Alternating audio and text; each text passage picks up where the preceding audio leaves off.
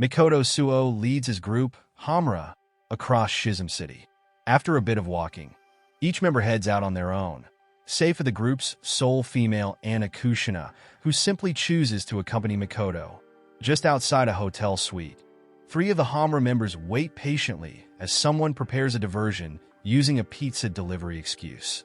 When the door to the suite opens, they quickly attack the person on the other side. Kusanagi later informs Yada that he can now perform his part of the plan. Yada smiles in delight outside the building, atop the roof of another. Inside the suite, one man speaks over a cell phone, demanding that the individual on the other end find them. Yada and Kusanagi's group ambush the 3 and proceed to beat them.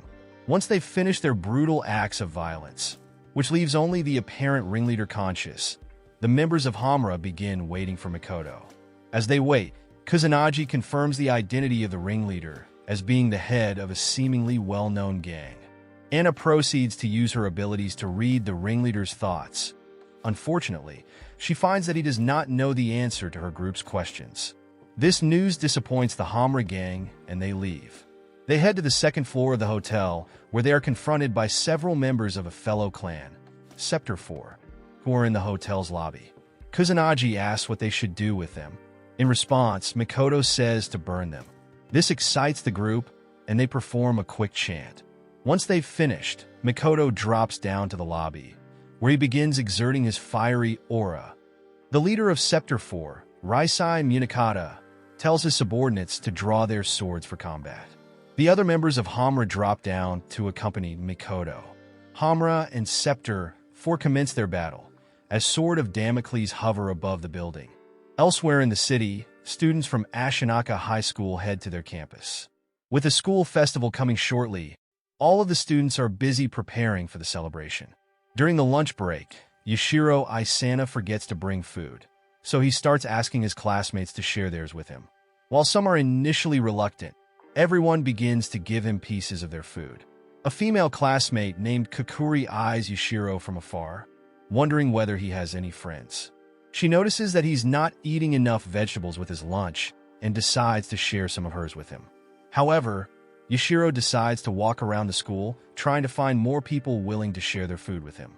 In the search for him, Kakuri runs across campus, though she fails to catch up with the male student. Her friend thinks that she is in love with him, though Kakuri denies. Rather, she says that he seems to fade away when she's not looking at him.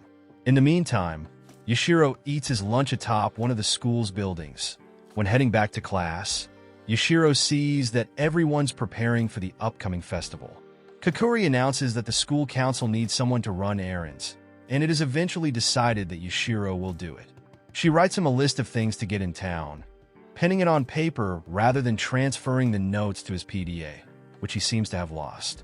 Yashiro then heads out of the campus to get the items.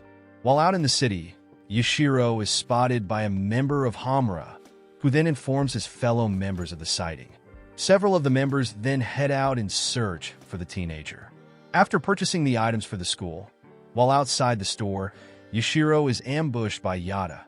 Realizing the unknown trouble he's in, Yashiro flees for safety. Yada, then eventually Kamamoto and Shoei, chase Yashiro throughout the city until they corner him in an alley with Kusanagi. Kusanagi takes advantage of the situation by attacking Yashiro with numerous fireballs. However, a long-haired individual appears and protects Yashiro, then proceeding to take out 3 of the 4 Hamura members. Afterwards, he escapes with Yashiro and the pink cat that has been following him. He adds that things have become difficult and that they must now proceed with Plan B. Kuro takes Yashiro and his new cat near the train station in the city. Although thanked for his valiant efforts, Kuro refuses to let the white-haired student leave. Kuro identifies himself as a vassal of Ichijin Miwa. Immediately afterwards, the city's network is hijacked to display a mortifying video. A young man named Tatara Tatsuka, who was recording night scenery with a video camera, is shot by an individual who coincidentally resembles Yashiro. Several members of Sector 4 try to figure out the reasons behind the network hijacking. Munakata confronts and imprisons Mikoto, accusing him of being responsible for the live showcasing of the video across Shizum City. Similarly, Kuro points his sword at Yashiro and asks whether he is the same person as the shooter in the video. A nervous Yashiro believes it is true. Kuro accuses Yashiro Isana of being the evil king, as shown in the video being distributed across Shizum City, and proclaims that he shall take his life whilst under the orders of Ichigen Miwa. Yashiro nervously starts running towards the nearest exit with the pink cat accompanying him. However, Kuro uses his aura to catch Yashiro and suspend him from the air. Yashiro inquires as to whether Kuro really is determined to kill him. He argues that he is innocent and then asks whether Kuro's master ordered him to kill someone without guilt. Kuro ponders whether he truly is as innocent as he claims, looking back to the video with the white-haired man, simultaneously dropping Yashiro into his arm. Kuro objects. According to his policy, he will judge only one's actions. Persistent, Yashiro reminds Kuro that even if he did kill someone, the lawful thing to do would be bringing him to court so that he can be trialed and allowed to testify, something he adds is part of Japan's lawful society. Yashiro says that he would like to write his younger sister a farewell letter. While he cannot prove his innocence to Kuro, at the very least, he wants his younger sister to think otherwise.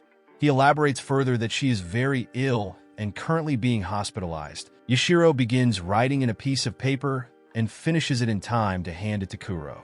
Kuro reads the letter, but realizes from it that Yashiro had been lying the whole time. When he attempts to confront the latter, Yashiro sets off a number of flash bombs. When the light has dimmed, Kuro notices that Yashiro is gone. It turns out that Yashiro merely hid himself in an animal-themed bodysuit on the rooftop. In another part of the city, members of the Hamura relocate to a special surveillance base van, where Shoei is currently hacking into Shizum City's network system. He sends a post that depicts a bounty request across the city, which provides additional background information on the evil king, as well as the bounty reward of 10 million yen. Shortly after, people begin calling the group about the request. Kusanagi, who is present outside the van, asks Anna for more insight on Yashiro's location. She confirms that he is nearby. Kusanagi then sends out phone call notifications to the others of Hamura within the area. As the members each report back to him individually, Kusanagi tells them to be careful of the black dog. Yashiro, who is completely unaware of what is happening, walks through town while still wearing the bodysuit disguise. He sees Kuro near a street corner and quickly retreats, heading to the top of a rooftop where he disposes of the outfit. Yada skateboards on the street to get to Kuro, who attacks with his aura. After an unsuccessful strike at Yada, Kuro goes to find Yashiro, but discovers that he left. Annoyed, he clutches Yashiro's school pin. In the meantime, Yashiro returns to his dorm room in his school. He rests atop the bed and thinks aloud about the recent hassles he's been facing to the pink cat, who is still with him. To his surprise, he discovers the cat has disappeared with a naked girl in place, right next to him on his bed. Embarrassed and shocked to see her, Yashiro springs from his bed, asking who she is. She states that she is Nico. Around the same time, just as school hours end, Kuro arrives at Ashinaka High School. While searching around, he encounters Kakuri, who offers to show him to Yashiro's dormitory after learning that he's trying to find the ladder. Kuro accepts and bows to her, thanking Kakuri for her cooperation. He is eventually brought just outside Yashiro's dormitory. Upon seeing him, Kuro drops his briefcase and uses his aura to pull himself to the room, where he draws his sword in an attempt to kill him. However, Nico stops him, taking Yashiro away with her. However, she merely wants to begin their game of tag. Kuro begins following them across the campus, but each time he corners Yashiro, Nico uses her illusions to distract him. After the first attempt, he wonders whether she works for him.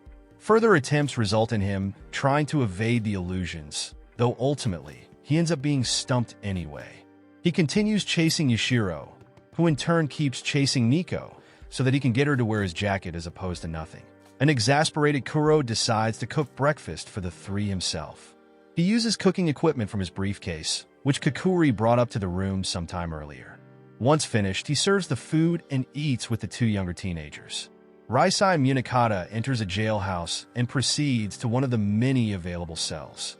As he walks through the building, he recalls his most recent encounter with the Red King Makoto, and how the latter was so willing to go with him despite knowing it was an arrest. Munakata enters a cell to find Makoto on single bed, deep in sleep. He violently awakens the Red King so that they can begin talking. Munakata explains to Makoto that his Weissman level is reaching its breaking point, and that, should his sword of Damocles fall, an occurrence will be upon them, leaving behind a mark highly reminiscent of the Kagutsa crater. He also warns Makoto that he will kill him should he continue drawing power from the Dresden slates. Munakata adds in short summary that he wants Makoto to remove his status as king. While Munakata is speaking aloud a personal thought, Makoto tells him that if he is kept under personal surveillance by the scepter for leader himself, that would be his ultimate prison cell. Fushimi is inside Scepter 4 headquarters being relayed information by Yujiro Benzai and Himori Akiyama regarding Hamura's leaked video. He then receives a phone call and says he'll be on his way to the location spoken through the electronic. While having breakfast, Kuro notices Nico's bad table manners and plays a voice recording, reminding her when it stops that she must stay courteous. While inside Hamura with Anna Kushina, Kusanagi speaks to an unidentified person regarding the Red Clan's video. After ending the call, he complains about Kuro's recent activities against them and the apparent lack of time for the clan. Kusanagi and Anna then witness Yada throwing Kamamoto inside the bar and beating him up. A shocked Kusanagi stops the two and scolds them for damaging the bar, which he spent a lot of money on. He asks what the two were fighting about. Kusanagi learns about Kamamoto's doubts about Makoto, as he submitted to the Blue Clan without even a word of opposition. Kusanagi has the two apologize for damaging the bar and explains Makoto's reasons for leaving them. With both Yada and Kamamoto told the truth, Yada leaves to take care of his duties. Anna calls out Kusanagi as a liar when he says that he trusts Yada, though the senior bartender states otherwise. While still eating, Yashiro asks about the Hamura members who attacked him, and Kuro explains more about clans and kings in general. Once he is informed, Yashiro concludes that Hamura wants to kill him because they believe he is the same person who murdered one of their own. Kuro objects. He states that Yashiro is the murderer. Nico, and then Yashiro himself, asks for more food. Though hesitant, Kuro obliges for both. Bando, Shoei, Masaomi, and Chitos head to a warehouse and discover dozens of boxes, each one loaded with various sorts of weapons. While rummaging through the contents, they notice someone outside the warehouse, Fushimi. He complains how he is not there before ruthlessly attacking his former clansmen. During the next meal, Yashiro asks why Kuro wants to kill him. Kuro explains that it is the order he was given by his master, Ichijin Miwa, also a king. He proceeds to explain more about the hierarchy of the kings and their actual power over the country. Yashiro questions whether this is true, as the prime minister is said to be the most powerful in Japan. However, as it turns out, the prime minister has been nothing more than a subject of the kings, living under the orders of at least the Blue King. Meanwhile, inside a shop in a local mall, Yada finds a group of gang members harassing a woman about information on them. Annoyed, as he was hoping they'd be connected to Tatsuka's death, Yada beats them up. He is soon accompanied by his fellow clansmen, and they leave shortly after. Yashiro, Kuro, and Nico finish up their meals. Kuro goes to kill Yashiro, though he stops him, trying to prove how he is actually innocent, as he has said multiple times before. He persists against Kuro until the latter ultimately decides to give him a chance. After close observation and conclusions, Kuro shall decide Yashiro's innocence for himself. The following day, Kuro prepares lunch for Yashiro, Nico, and himself. Nico eats a piece from her bento, unintentionally annoying Kuro to the point where he tries to catch her with his aura. At the same time, Yashiro's backpack is picked up by a cleaning robot who, after scanning the human himself, attempts to dispose of Yashiro as well. Yashiro then attends class with Kuro and a transformed Nico accompanying him. The non-students' identities are eventually exposed to the rest of the class, to which Yashiro explains that they are transfer students. During lunch, while several students are preparing for the festival, Kakuri brings veggie lunches to Yashiro. She finds him eating homemade meals with Kuro and Nico, though, surprising her. As Kakuri shares her lunches with a hungry Nico instead, she notices Yashiro playing around with Kuro's cell phone. Both are researching on the man who shot Tatara Tatsuka. Yashiro explains that he was sent the video by his friend, Mishina. In the meantime, inside Sector 4 headquarters, everyone except for Munakata continues their investigation into Yashiro. The same goes for the members of Hamura, as Anna is using her abilities to locate Yashiro using a map as a guide. Both clans discover the white-haired student on Ashinaka High School. Yada immediately darts off to the island after learning of his current location. Yashiro, Kuro, and Nico dress themselves in Japanese garments to represent historical figures in Japan's history. Yashiro concludes that if he were to find a person who saw him on the school campus within an hour of 11:45 p.m. on December 7th, he'd have an alibi.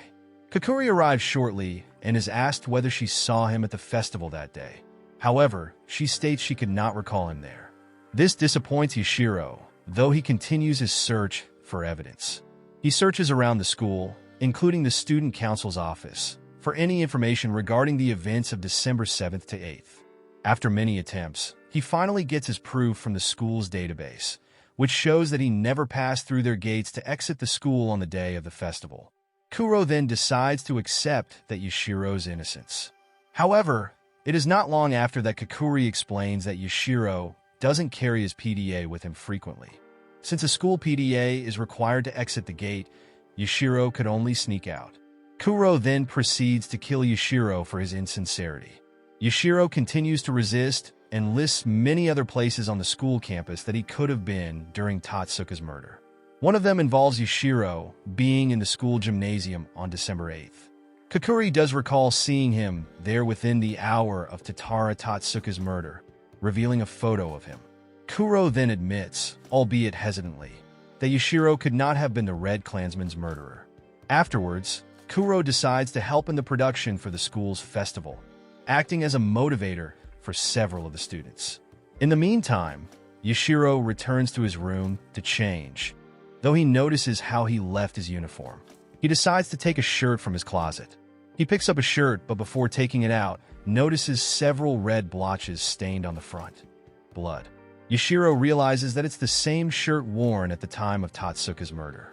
Meanwhile, at the school's gate, Yada and Kamamoto arrive to deal with Yashiro. They both attempt to pass through the gates. Kuro continues to push the students into working harder for the school festival. During so, he notices a hole in Kakuri's left sleeve as she is getting out rice crackers for Nico. He goes over to her so that he can sew the hole back together. After a bit of work, Kuro turns to Yashiro and scolds him for procrastinating. While not entirely focused, Yashiro had been thinking about the recent discovery in his closet. Yashiro asks what he should do and is asked to run more errands in the city. Sari receives authorization to launch an investigation on Ashinaka and decides to bring Himori Akiyama and Yujiro Benzai with her. She also has Fushimi join them, despite his initial hesitation. Fushimi asks what they are to do to Yashiro Isana once they are there, especially if he resists. Sari states that they will simply take him into custody. She adds that asking whether he will resist is a stupid question. At the school, Yada and Kamamoto run into two male students. They scare them off and manage to steal their PDAs, using them to enter the school. Both walk off, completely unaware that their target just slipped past them through a secret exit beyond the gate. Having used all of the school's fireworks, Yashiro needed to purchase more in the city. Sari and her investigation team soon arrive at the school. They enter the facilities and go forward to have a meeting with the principal, where Sari requests that she searches through their database so that she can track down Yashiro Isana. Unfortunately, she does not his true identity, leading to complications. While Sari is arguing with the principal, a bored Fushimi sneaks out and walks across campus. In the meantime, Yada and Kamamoto begin asking various students about whether they know someone who resembles Tatara Tatsuka's murderer. No one is able to give them a positive answer. Yada, Kamamoto, and even Fushimi make way to a stone statue in the courtyards. The Red Klansmen fail to notice their ex-member and vice versa. Fushimi heads to the student council's office, drugging Sakura Asama to get inside. Once in, he hacks into the student body database and looks for any matches with Tatsuka's murderer. As soon as he finishes up, Fushimi hears a ruckus outside and checks to see. He finds that Yada and Kamamoto are still asking students about Yashiro and smiles wickedly to himself. Fushimi then goes outside to greet his former clansmen. He draws the two's attention to himself. Fushimi concludes that after Anna pinpointed the location of Tatsuka's murderer, Yada and Kamamoto headed to the school, irregardless of what Kusanagi would have told them. He also begins taunting Yada. Yada is tempted to fight, but manages to hold back after a few words from Kamamoto. His patience is short-lived. After Fushimi makes a remark about Mikoto, Yada decides to engage. Both clash using a variety of weapons, though mainly their respective auras. During the battle, Yada comments that Fushimi has lost his touch. Fushimi argues that rather, he has grown much stronger since they last met. Both then engage in another range of melee-styled attacks at each other. In a brief instance, Fushimi draws out two throwing knives and tosses them at Yada, piercing his right shoulder with one. Kamamoto is surprised to see Fushimi possessing two different auras and tries to help Yada. He is pushed back with more of Fushimi's throwing knives, being told by him and even Yada not to intervene. Yada pulls himself up and shares a brief spat with Fushimi before the two resume their battle. Suddenly, the battle is interrupted by the presence of Seri Awashima. She has both clansmen postpone their battle. Yada is hesitant to do so, but after he is reassured of Mikoto's safety within the cells of Sector 4, walks away with Kamamoto. The two head to a sports field in the school and rest by the bleachers, where Kamamoto bandages Yada's wound. Kamamoto states that they should go back. Yada agrees, but only after he asks one last person about Yashiro Isana. He meets Kakuri and asks her, though she does not seem to recall knowing the white-haired student. Incidentally, Fushimi reports to Seri that while hacking into the school's database, he did not find anyone who matches up to Tatsuka's murderer. Mikoto starts dreaming in his sleep. He pictures himself in a destroyed, desolate city with no one else there but his rotting sword of Damocles. His aura is burning through his right hand. Mikoto begins to have a headache, and the dream sequence transitions to the night of Tatsuka's murder. The white-haired man shoots the gun at Mikoto, wounding him. Mikoto listens to him talk and releases his aura in a fit of anger. Finally, he sees Anna with her aura surrounding her, telling Mikoto not to go. This forces Mikoto awake from his sleep. As he grumbles to himself, he begins to reminisce on the years he's known Tatsuka. While at a restaurant in Shizum City, Yashiro reflects on how none of his classmates recalled him being directly at the school's production for the festival and the blood-stained shirt in his closet. As their orders are served, Kuro tells Yashiro to focus on the fact that someone could have been framing him for murder, though Yashiro remains nonchalant about the ordeal. While Nico is busy eating, and even scolded by Kuro for her manners, Yashiro notices a bulletin board near him with photos of all the restaurant owner's frequent customers. He notices how he's not in any of them. As he continues looking at the bulletin board, Kuro stares at him with concern. At the Hamra, Kusanagi finishes ordering soda to stock up for the bar. Momentarily, a young woman walks in and seats herself near Kusanagi by the counter. Kusanagi recognizes her as Seri Awashima, also known as the Tundra Woman, and asks what she will like to drink. Seri gives her order and receives her drink shortly after. While taking sips, she mentions Mikoto and asks Kusanagi how he can be so relaxed when his king is on the verge of destroying the city completely. Kusanagi gives his thoughts in response. As Seri finishes her drink, she states that Sector 4 will continue to do their job and prepares to leave. She stops briefly to look at a jukebox near the windows. Kusanagi explains that it once belonged to one of his clansmen, who was notorious for spending a lot of money for his hobbies. Meanwhile, Mikoto starts reminiscing on his past experiences with Tatsuka. 8 years prior, when he was still in high school, Mikoto used to be stalked by a middle school student. Someone calls the building to inform them that the same middle school student was recently beaten up on the street and sent to the hospital. Mikoto and Kusanagi visit the hospital that he was in and are greeted eagerly by the kid, Tatara Tatsuka. Alone with Kusanagi, Tatsuka expresses his desire to be Mikoto's vassal, wondering if he will truly be a king in the future. Outside a store in Shizum City, Kuro is given Yashiro's note for the fireworks, but sees that it is unreadable. Annoyed, he decides to call Kakuri. Yashiro contacts Kakuri and begins to ask for the fireworks. However, Kakuri states that she does not recognize him and hangs up. Kuro is explained what happens, causing him to wonder whether Nico was involved in the situation. He lets Yashiro use his phone again to call his home. Unfortunately, Yashiro discovers that his house number is no longer in service. Around 5 years after meeting Tatsuka, Makoto returns to Hamura after dealing with local thugs. Anna quickly goes to sit beside him. Tatsuka rises from his afternoon nap and tells Makoto that they will all be eating Tom Yum Goong for dinner. As Makoto starts grumbling about his being the Red King, Tatsuka argues that it is not necessarily a bad thing, and that his powers should be used to protect those he cares about. Makoto seemingly ignores him and asks about what they'll be eating. Meanwhile, Yashiro and Kuro have boarded a train together. Yashiro explains what happened when he called his home and thinks of various possibilities as to what the reasons could be. Kuro gives his own thoughts on the matter. Makoto then begins reminiscing on the 3 months before Tatsuka died. He recalls Tatsuka trying to skateboard inside the bar with unsuccessful results while he and Kusanagi were talking about him. During that day, Tatsuka revealed that he bought himself a new camera to record videos and take pictures with.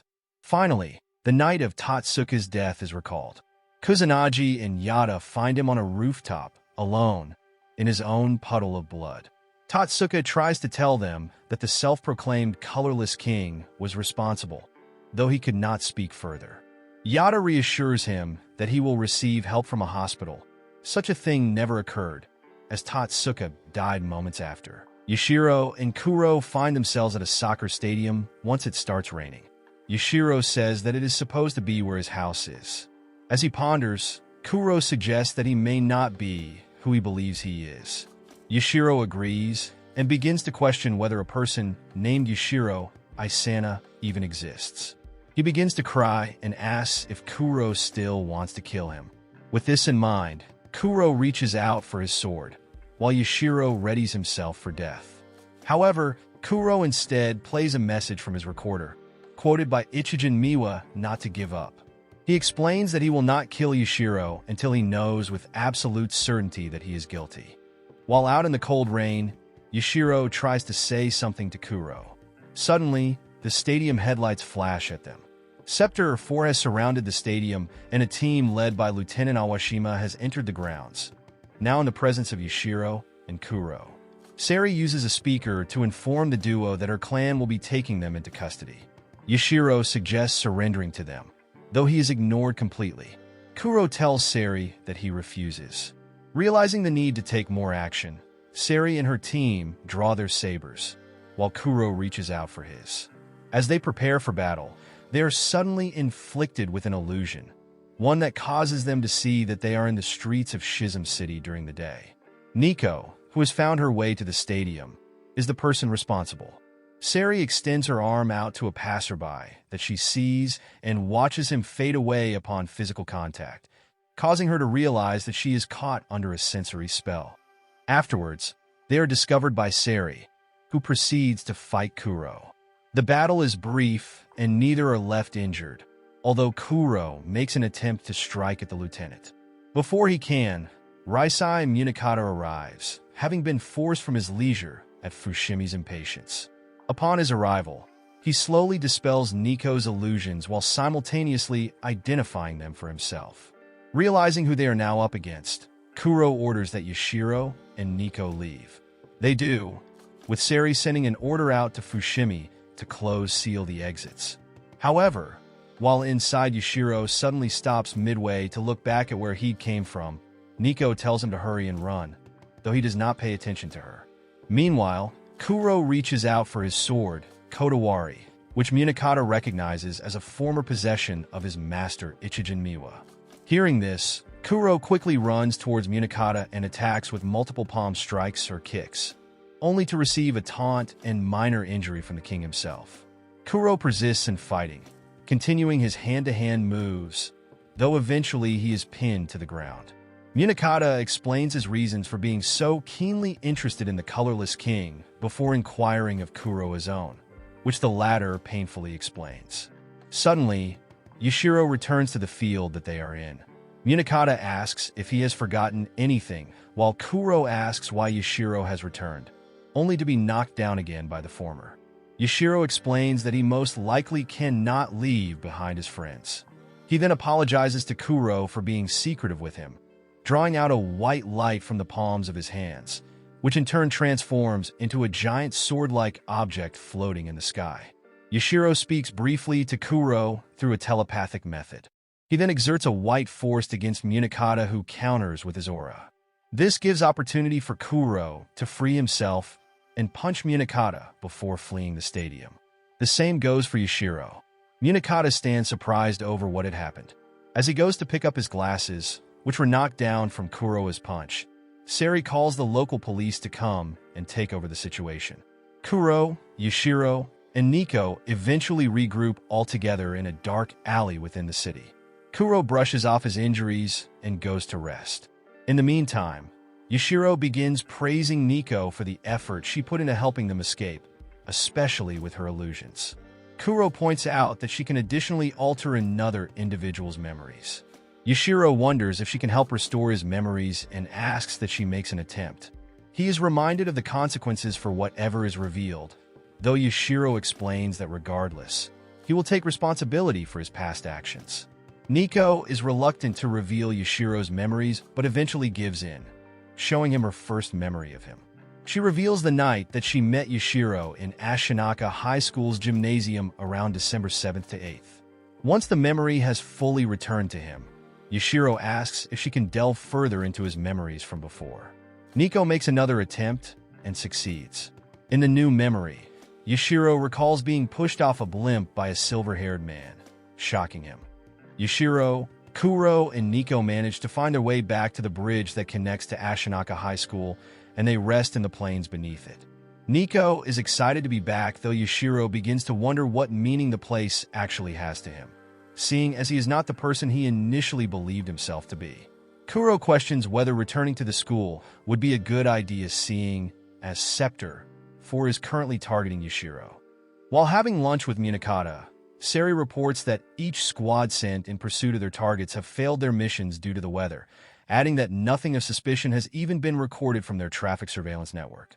Munakata takes note of how their enemies have avoided him, and even Fushimi.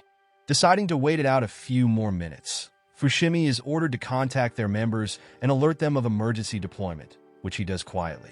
15 minutes later, Munakata receives a cell phone call. He answers it and receives a response from Yashiro. After an exchange of words between the two, Yashiro reveals that he knows of a certain man inside an airship.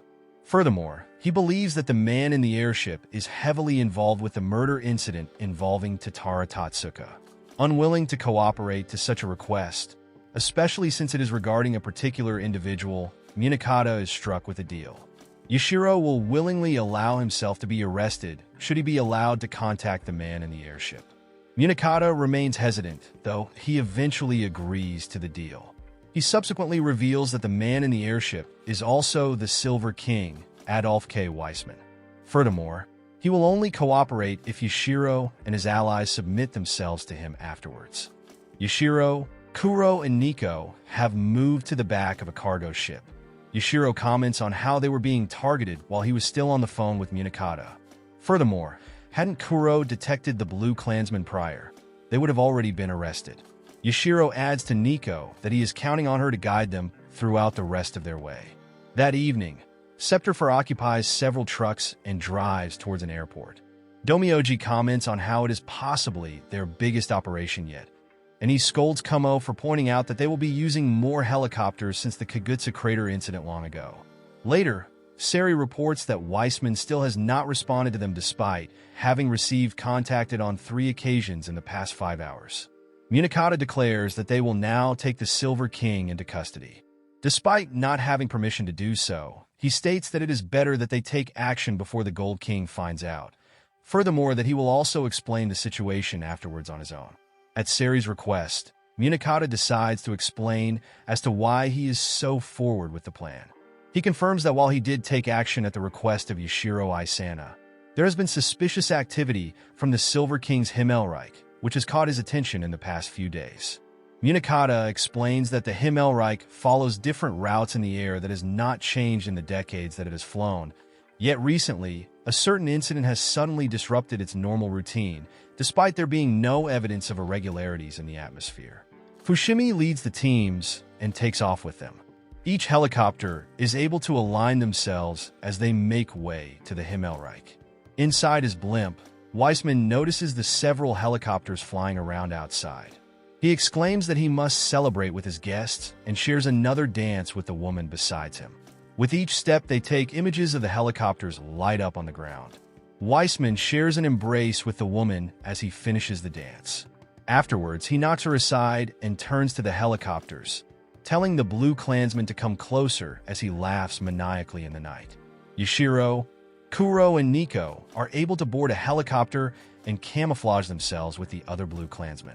While flying the aircraft, Kuro explains what he knows of the Silver King to Yashiro. Shortly after, aboard Nico begins tinkering with the helicopter's controls and wanting to get to the Himmelreich before anyone else, takes hold of the control stick and plummets the helicopter towards the blimp's engines. Suddenly, the blimp explodes and engulfs in a red flame. As soon as Yashiro's helicopter crashes into the engine, there is a massive explosion in the night sky. Kakuri hears a loud explosion outside and looks to see a massive, silver-colored light shimmering in the night sky. She wonders what it really is. During the final months of World War II, Japanese Lieutenant Kakajoji is brought to an underground research facility in Germany. One of the researchers, Adolf K. Weissman, conducts an experiment before the lieutenant, using albino mice as test subjects. Placing several mice onto a maze-like tabletop, with certain individuals bearing a color mark on their backs, Weissman uses the markings to respond to the Dresden slate. Such reactions cause potent and color-based aura to shroud over the bodies of the mice. Additionally, with a sword-like figure to take form above the marked specimen. Kakajoji is astonished by the results of the experiment. Suddenly, a red aura of the other albino mice causes an explosion, resulting in the collapse of the experimenting table. Sometime later, air bombers attack the city and leave it in ashed ruins. While scouting the area, Kakajoji notices a sword of Damocles floating above and runs to its location. To his horror, he discovers a devastated Weissman cradling his dead sister in his arms. He notices Kakajoji watching from afar and tries to explain what had happened to her. Several months then pass by. Weissman has a final meeting with Kakajoji, where he speaks of the lives lost during the war, which he believes has finally ceased. He bids his goodbyes to the Japanese lieutenant before walking to his blimp, Himmelreich, as Kakajoji angrily asks him if he is running away. Decades later, reports of the crashed Himmelreich surfaced the morning following its tragic end. At Ashinaka High School, students continue working hard for the school festival. When Kakuri walks by asking for students to help her out, Mishina suggests asking him to help her, despite both failing to remember which particular person they are referring to. He is then offered to go with Kakuri and help her, which he does. Kakuri, Mishina, Sumika, and another classmate head to the male dormitories to clear out a vacant room. They pass by a vending machine, which Kakuri faintly remembers having bought juice for one of her classmates before. She and the three other students enter the vacant room to begin clearing out the furniture, and they discover that the place is not as empty as they originally believed. They wonder if a certain classmate has been using the room for his own leisure, though. Again, they start to forget about him. Meanwhile, Mikoto receives a present in his prison cell, which is simply a red telephone. The phone suddenly picks itself up, and the caller on the other end reveals that he is Tatsuka's murderer. A white fox-like creature emerges from inside the phone and begins mocking Mikoto, as well as his clansmen. A silent Mikoto listens to the caller's remarks about Tatsuka, Kusanagi, Yada, and Anna. Afterwards, he is pulled into an illusion crafted by the fox, which he manages to pull himself out of, using his aura to create a fiery lion within such a state. The fox retreats back to the caller, who was in Yashiro's old room within Ashinaka High School. Mikoto realizes where his target is located and destroys his shackles, and the bars keeping him contained in the cell. Despite the security lockdown enforced by the Scepter 4 members, Makoto destroys them and casually walks out from the now-destroyed building. He is confronted by the Blue Klansmen outside, who, despite being stationed, do not take action under Munakata's orders. Nonetheless, Sari attempts to bind Makoto when he refuses to retreat, though her attack is easily dispelled. Subsequently, Makoto exerts his aura and launches an attack on the Klansmen. His flames manage to penetrate Fushimi's barrier and destroy the Scepter 4 headquarters, as well as incapacitate several members. He is greeted by several of his Klansmen outside. Makoto reveals that their target is on Ashinaka High School, and they march off towards their destination. While they are walking, Kakuri and Sumika carry boxes filled with supplies around the hallways in the school buildings. Kakuri stops near the windows to take a break and sees a sword of Damocles hovering in the sky near the entrances. An explosion occurs near the entrances due to the works of Hamura. The students begin running away as soon as Hamura emerges from outside the campus, though they are quickly forced to halt after Makoto launches a fiery attack on the clock tower in the courtyards. Kusanagi speaks through a speakerphone and reassures the students that they are not there to hassle them, but rather to find a certain individual, adding that the entire school is now under Hamura's control. After which, Kusanagi then orders the other Klansmen to scavenge the school and find Yashiro Isana. Despite their efforts, no one can seem to find Tatsuka's murderer. From the student council's office, Kusanagi waits alongside Anna and Eric, listening to calls from the other Klansmen about their searches. At one point, Yada calls to inform him that Scepter 4 has arrived at the school, which Kusanagi then relays to the others. He discusses the matter with Eric. At the same time, Anna tries pinpointing Yashiro's location on the school, but is unable to do so. While the Blue Klansmen of Scepter 4 wait outside on the other end of the bridge, Sari formally apologizes to Munakata for her inability to keep Makoto Suo detained in his absence earlier, though the captain disregards it and leads her outside. There, they subsequently discuss the predicted battle between their forces and that of Hamura's on Ashinaka High School, furthermore with the possibility of a similar fight between Makoto and Yashiro. Afterwards, Sari reports that all of their units are prepared for battle. Munakata, on the other hand, requests to go out and do something selfish. Anna heads out to the courtyards to see Makoto so that she can remove the snow off of him, not wanting parts of his red aura to be covered with the white coldness. Although, in the end, Makoto melts it off of his body anyhow. Afterwards, Anna lies down beside Makoto and begins to sleep. Kusanagi, on the other hand, speaks through the phone with an unspecified individual who requests something of him, which he agrees to do. Afterwards, he heads up to the rooftop of one of the buildings where he meets with Yada. As he smokes, Kusanagi is informed of recent activity around the school, before the two Klansmen delve into other topics, particularly about Sarahiko Fushimi. Coincidentally, Fushimi himself begins to recall memories of his time in Hamura.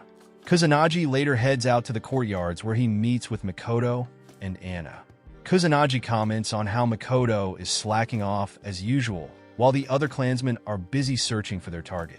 Following a brief exchange of words on the subject, Kusanagi then reports that they are working hard to find Yashiro Isana before bringing up Tatsuka in the conversation.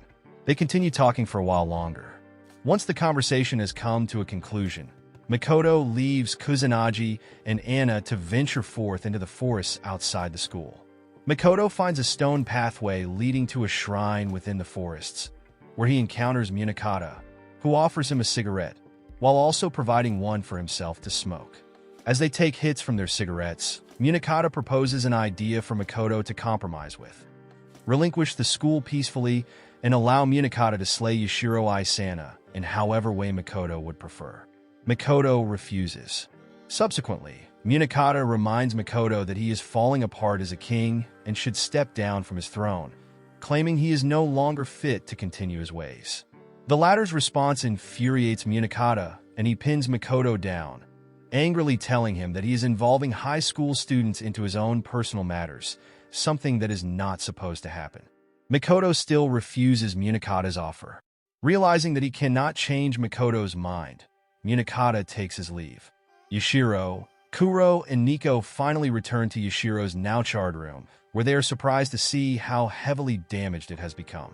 Though somewhat depressed by the state of the place, they eventually decide to go rescue Kakuri and the other students from the hands of Hamura. Late at night in Ashinaka High School, a cloaked man wearing a gold-colored mask plants a time bomb on the ground near one of the buildings. That following morning, Yada complains to Kusanagi that the school is quite massive and that he will need more clansmen to guard the front with him. Scepter 4 continues to wait outside the bridge connecting to the school. There, Munakata also recounts his meeting with Mikoto while his subordinates wait impatiently behind him. Munakata leads his clansmen to the front of Ashinaka High School, where they are greeted by a large group of Hamura members. Sari asks that the opposing clan to surrender or otherwise face the consequences. Unfortunately, this only excites the Red Clansmen, as they know that the consequences shall result in a heavy battle between both sides. Indifferent to Hamura's response, Munakata simply orders Sari to take responsibility and lead their clan from that point onward. After hearing her superior's words, Sari then raises her saber, while the other blue clansmen follow in conjunction. Similarly, Hamura shouts out their war cry and stomps with excitement. Both clans then begin to clash with one another. Shortly after, they all hear a loud commotion, causing everyone to halt in the midst of their battles and see as to what is happening at the moment. Munakata, using his aura as a medium, runs across the air to the area behind the school's main building. A frightened Anna suddenly feels an unusual presence and runs out to the school hallways, looking through the many individuals outside fighting. She then sees a person on the rooftop of a neighboring building. A gunshot suddenly fires at her location, breaking the window near Anna, additionally causing her to be weakened though unharmed physically. Kusanagi rushes to her aid and protects her. He looks outside to see a member of Scepter for holding a rifle, astonishing him. Masaomi runs in the direction of the sniper. Kusanagi wonders what is happening as Anna worries further for what is about to come. Meanwhile, several students begin running away from the exploding buildings. Suddenly, Kuro appears and rescues Kakuri, while Yashiro and Nico come running behind him. Yashiro, despite the fact that he knows Kakuri cannot remember either one of them, tells her that they are here to help and bring her to safety. As they speak, Mikoto Suo himself shows up. Chitose tells a group of other Red Clansmen that they will kill their opponents. Munakata's safety begins to concern his subordinates, who are furthermore infuriated that Eric stabbed him, despite also being saved by the king. Kuro stands before his group to fight against the Red King alone, though he is thrown aside with ease. Such an action forces Nico to use her own powers to create a distraction, allowing her and her friends to rush to Kuro's side. Mikoto swiftly dispels Nico's illusion in annoyance. Yashiro, Kuro, Nico, and Kakuri hide out in a shopping building within the school. There, Nico complains that she is done fighting and tells Yashiro that they should run away while they have the chance, since they've already rescued Kakuri. Kakuri then notices a wound on Yashiro's lower abdomen and asks to see it. However, when he walks towards her, Kakuri suddenly grabs a shard of broken glass and pierces his chest. Kuro pins her down and asks why she has done such an action. Kakuri admits that she did not expect them to survive, but now she will not let them do so further. Her eyes gleam and a dark aura emits from her body. A white, fox-like creature emerges from her pupil and lunges at Yashiro. The fox-like creature notices that Yashiro has become amnesiac. It begins taunting him for abandoning his responsibilities to live the carefree life that he has been living until very recently. Yashiro starts feeling mentally strained by the creature's words until it tells him to slip into a slumber of nothingness. Suddenly, he visualizes a much younger Daikaku Kakajoji asking whether he is running away. Then, Yashiro hears Nico screaming for him, while she and Kuro rush to his side. The fox-like creature escapes back into Kakuri and flees using her body. Yashiro collapses while Nico and Kuro worry for his sake. He begins to recall memories of Claudia Weissman, Daikaku Kakajoji, and the Dresden Slate from 50 years before. A silver aura suddenly shrouds over Yashiro's body, and he rises from the ground as a much stronger light, also colored silver, is projected into the sky above as a beam. Makoto and Munakata head out to the forests outside the school before each stops on the same